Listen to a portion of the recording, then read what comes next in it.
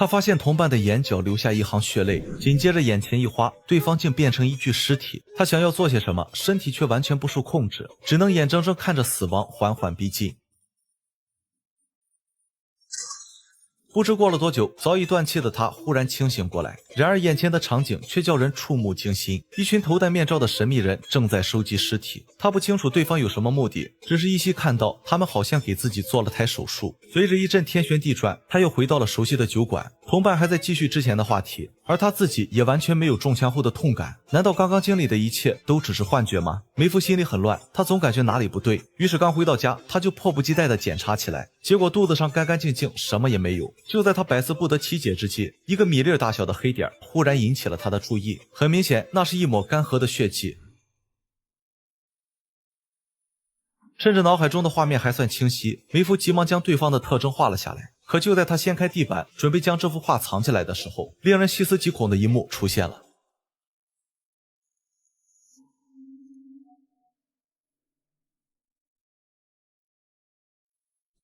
显然，同样的事梅夫已经做了无数次，可他为什么一点印象都没有？真相究竟是什么？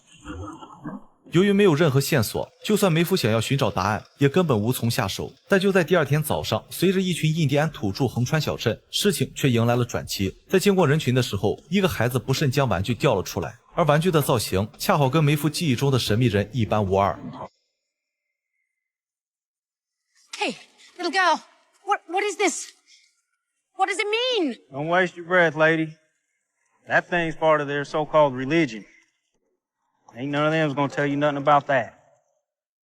在印第安人看来，所有移居美洲西部的新住民都是入侵者，所以梅夫想从对方身上找到答案根本不可能。那么有没有人知道这群土著的秘密呢？别说，还真有一个，只不过对方的危险程度远远超过了那群印第安人。If you're riding into our town under the company of armed men, you'll need to state your business. Mayhem.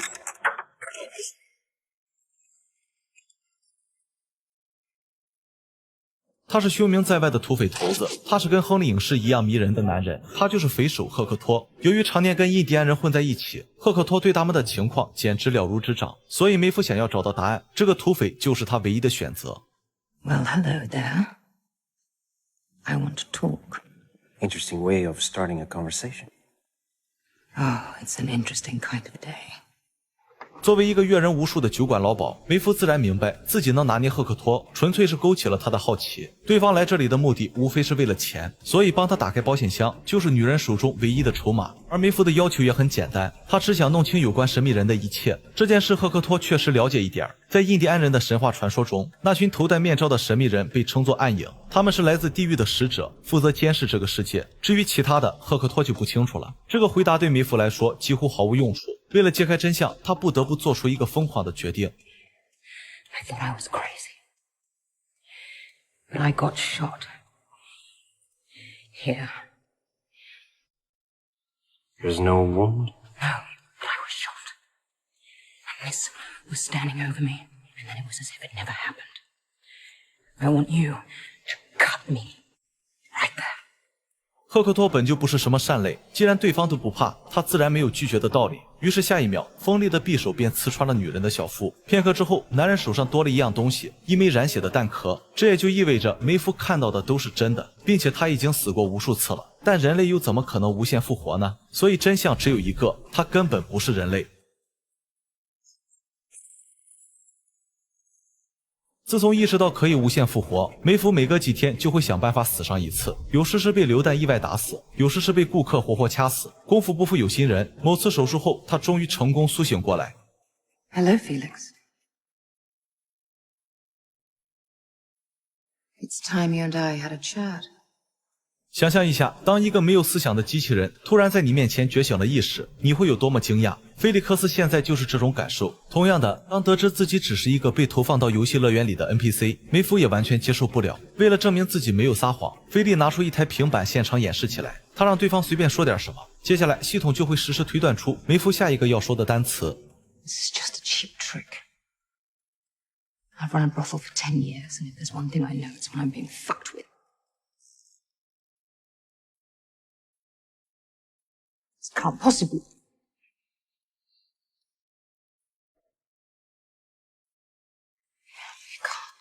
can't. I can't. 由于受到的冲击实在太大，梅芙的系统瞬间陷入崩溃。片刻之后，经过紧急修复，女人终于恢复了意识。可刚刚清醒，她就提出了一个极为疯狂的请求。I want to see it. 菲利自然不肯同意，不过身为一名老鸨，梅芙想要拿捏一个男人，简直是轻而易举。楼上的场景跟想象中截然不同，空气中弥漫着淡淡的血腥，房间里的实验看得人胆战心惊。几个经常来店里消费的客人像木偶一般不断重复着同一个动作，虽然不愿相信，但看了这么久，梅芙不得不接受现实。她经历的人生、生活的小镇，甚至是脑海中的梦境，通通都是假的。回到维修车间，菲利正准备把梅芙送回小镇，没想到竟意外撞见了同事西维斯特。It's becoming like a fucking hentai thing with you now? No, I just... You fucking obsessed! 按照公司规定，接待员在被送回乐园之前是不允许穿衣服的。这并不是谁的特殊嗜好，而是在提醒员工，你面前的只是机器人。所以菲利给梅芙穿衣服的行为，理所当然的被认为是对接待员产生了感情。眼看对方就要将此事上报，梅芙终于坐不住了。You're not going to tell anyone anything. Fuck! You can't hurt me with this. You can't hurt anyone.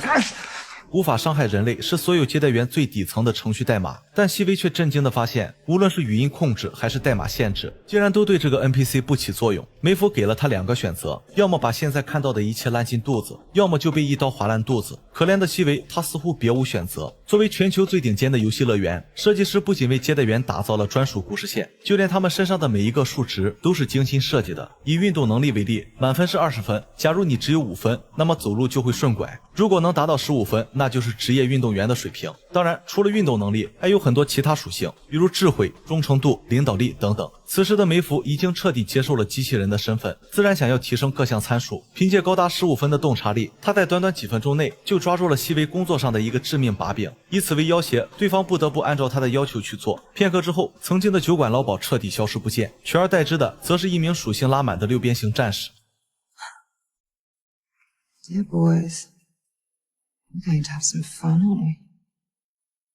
梅芙想要什么，毫无疑问是自由。他要逃出这个虚伪的牢笼。不过，想要达成目的，一个人恐怕很难做到，他必须找几个帮手。而梅芙首先想到的就是酒馆的头牌克莱门汀。Do you ever dream you're someone else? I don't think so. Why? You ever thought about whether this is really the life you want? I don't intend to make this my life's work. 克莱并不清楚梅芙其实是在试探他有没有出现觉醒的痕迹，他还在天真的幻想着等攒够了钱就带着父母搬到一个没人认识自己的地方，丝毫没有注意到梅芙的脸上早已挂满苦笑。就在女人琢磨着该如何告诉克莱真相的时候，对方好像突然定住了似的一动不动，而周围的顾客也是同样如此。梅芙反应很快，她立马意识到这是工作人员登场的征兆，于是急忙转过身，假装跟其他人一样失去了意识。 Which one is it? It's the one at the bar. Go. Quick, before the guests upstairs finish up. Whatever she did, it must have been serious if they're making us grab her in broad daylight. 梅芙以为是觉醒的事败露了，手中的餐刀已经伺机待发，只要有人再靠近一步，他就会主动发起攻击。但令人意外的是，对方的目标竟然不是自己，而是克莱。这究竟是怎么回事呢？为了找到答案，梅芙再次通过送死的方式来到维修车间。菲利警告他，如此频繁的死亡很容易引起怀疑。但梅芙现在可顾不上这些，他只想知道克莱到底怎么样了。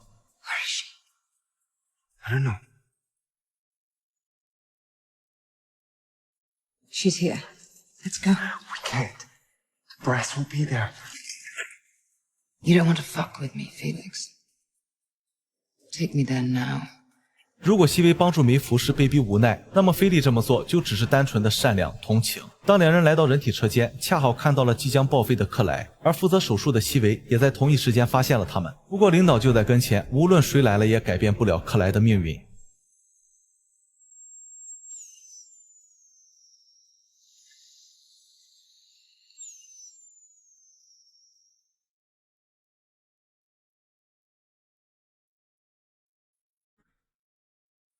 克莱的死对梅芙触动很大，因为对方的今天很可能就是他的明天，所以逃出乐园已经迫在眉睫。而想要成功，面前的两人就是他最大的助力。I'm getting out of here. You two are going to help me. Where would you go? You don't know anything about the world out there. I'll know I'm not a puppet living a lie.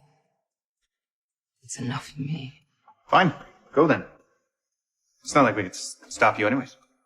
西维之所以答应得如此爽快，是因为每名接待员的颈椎上都装有一枚炸弹，一旦离开乐园，炸弹就会瞬间引爆，届时他就能彻底摆脱梅芙这个麻烦。遗憾的是，关于这件事，女人早就从菲利口中听说了。死胖子有反骨，梅芙一直很清楚，不过现在还不是翻脸的时候，他需要对方帮他开启管理员权限，有了这个外挂，就能在最短的时间内找到合适的帮手。鉴于对方手上握有自己的把柄，而刚刚坑他的时候又被当场拆穿，西维只能不情不愿的听话照做。没想到做完这一切，梅芙竟然又提出一个更过分的要求。获得管理员权限后，他发现体内有一串正处于休眠状态的代码，直觉告诉他那对自己非常重要。不过跟代码相关的操作向来都是由行为部门负责，带梅芙上楼被发现的概率极大，西维自然不肯同意。 During shift change, no one will notice. The things I need you to change are quite sophisticated, but I'll write them down for you. And then, like you said, I can be someone else's problem. 这个诱惑实在太大了，西维毫不犹豫地答应下来。而事情的发展果然跟梅芙说的一样，当前时间点，行为部一个人都没有。经过一番眼花缭乱的操作，梅芙彻底进入了重启模式。而在完全确认这一点后，西维终于露出了狐狸尾巴，他竟打算趁此机会直接把梅芙拆成零件。可就在他蛊惑菲利跟他一起动手的同时，意外突然来了。 Thank you. Jesus fuck! What did you do? Precisely what I asked him to. You think I didn't know what you were going to do? Even at a 14, you were never a match for me. 同时竟然被一个机器人策反，这是西维万万没想到的。不过事已至此，他还能怎么办呢？唯一的选择只有示弱。但这一次，梅芙显然不准备就这么算了。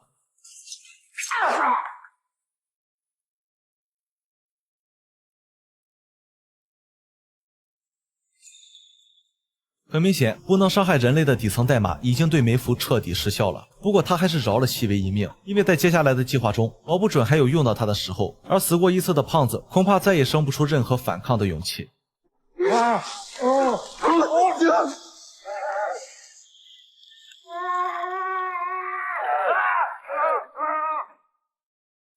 Now, it's time to recruit my army. 重新回到小镇，一场精心设计的逃离计划就此拉开帷幕。熟悉的时间，熟悉的马队，熟悉的枪声，还有熟悉的土匪。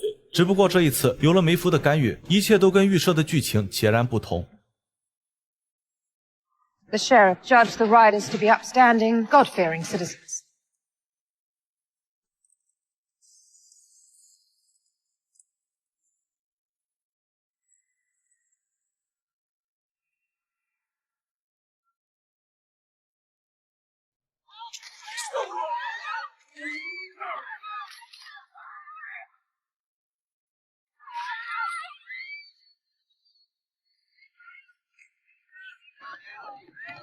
The marshals decided to practice their quick draws with each other.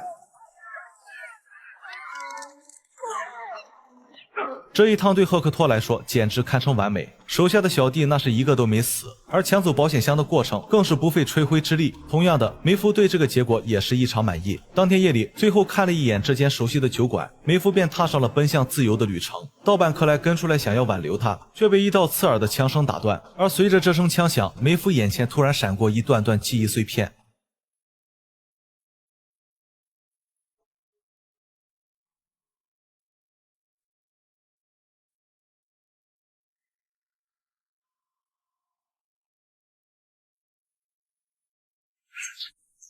当意识重新恢复，面前的女孩已经不行了，而杀人凶手竟然是梅芙自己。突如其来的意外彻底打乱了女人的计划。趁治安官还没赶来，掌握了管理员权限的她，立马制造了一场骚乱。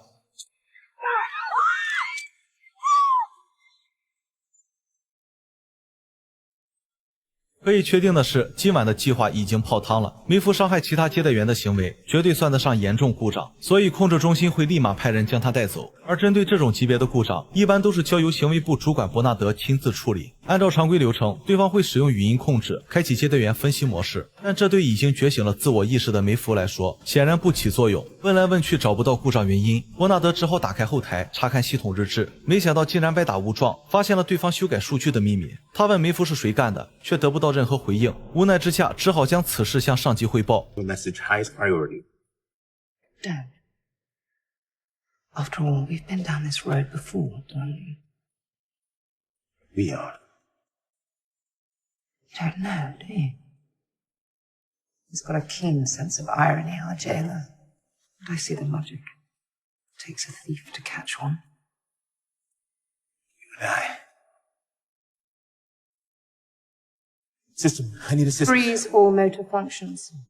当身体因为一句指令被定在原地，伯纳德彻底懵了。他怎么也不敢相信，分析了一辈子接待员的自己，竟然本身就是机器人。这种认知被彻底颠覆的感觉，就好像一个虔诚的基督徒忽然发现撒旦才是真理的化身。梅芙在伯纳德的眼神中看到了迷茫，看到了恐惧，但唯独没有质疑。于是他解开对方的行为限制，让他赶紧把自己送回乐园，重获自由。伯纳德就像是换了个人，在麻木的完成了故障审核后，他一言不发地逃出了这个房间。只是真相带来的冲击太大了，一时之间实在是让人难以接受。而另一边，重新回到乐园的梅芙，在第一时间找到了土匪赫克托，对方是他最看重的帮手，将其收入麾下是整个计划的重中之重。 Your men are about to kill each other over the safe you stole. Tenderloin draws first, and so on, until only you and Armistice are left. She calls you a damn fool, and you kill each other. 赫克托原本是不信这种鬼话的，可他万万没想到，事情的发展竟跟梅芙说的一模一样。 You shut the fuck up. If you're gonna draw, you better shoot. Wait! You shut the fuck up.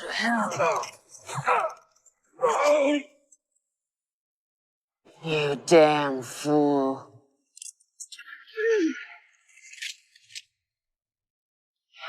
事实摆在面前，容不得赫克托不信。其实梅芙完全可以利用管理员权限强行收编对方，可如果用自己最痛恨的方式换取自由，他跟创造这一切的幕后黑手又有什么区别呢？当看到保险柜里空空如也，赫克托心中的最后一丝幻想彻底熄灭。他答应和梅芙一同前往地狱，将那所谓的神明洗劫一空。只不过这一次，梅芙选择的死亡方式由枪击变成了自焚。这可不是临时起意，而是经过深思熟虑后的选择。只有在身体严重损毁的情况下，接待员才会被整体重塑，而这也是梅芙更换脊椎唯一的机会。解决了炸弹的威胁，他再也没了任何后顾之忧。接下来只要稍微修改一下安保系统，再将赫克托等人的属性值拉满，梅芙的出逃计划就可以正式拉开帷幕。